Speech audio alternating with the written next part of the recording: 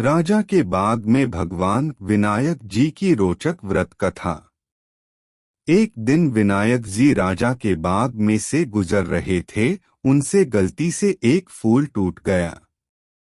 गजानन भगवान जी ने सोचा अब तो इसके यहाँ काम करना पड़ेगा। फूल टूट गया है, उसका पाप उतरना पड़ेगा।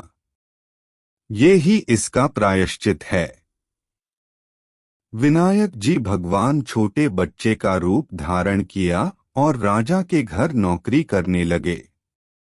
एक समय रानी जी शौच क्रिया से निवृत्त हो हाथ चूल्हे की राख से धोने लगे। विनायक जी ने देखा तो राख धुला दी व रेत से हाथ धुला दिए। तो रानी गुस्सा हो राजा से बोली, राजा जी आप तो ऐसा नौकर लाए हो जो हर काम में टांग अड़ाता है। राजा ने डांटा तो बालक बोला, अशुद्ध हाथ भी कभी चूल्हे की राख से धोते हैं क्या? राख में लक्ष्मी होती है। राजा जी बोले, विनायक तेरी बात तो सही है। एक दिन राजा जी बोले, विनायक रानी जी को पुष्कर स्नान करवाला। दोनों पुष्कर गए तो रानी लोटा लोटा नहाने लगी। विनायक जी ने हाथ पकड़ रानी को डुबकी लगवाकर स्नान कराया। रानी ने महल आकर राजा से शिकायत की कि बढ़िया विनायक लाए जो ये तो मुझे पुष्कर में डुबो देता।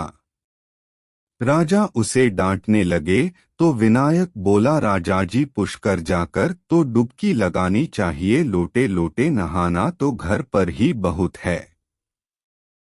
राजा जी बोले, बात तो सही है। अब कुछ दिन बाद राजा जी ने हवन करवाने की सोची। हवन में बैठने के समय विनायक जी को भेजा कि तू रानी को बुला ला। विनायक गया और देखा रानी ने काले नीले वस्त्र पहने हैं। विनायक ने वस्त्र फाड़ दिए।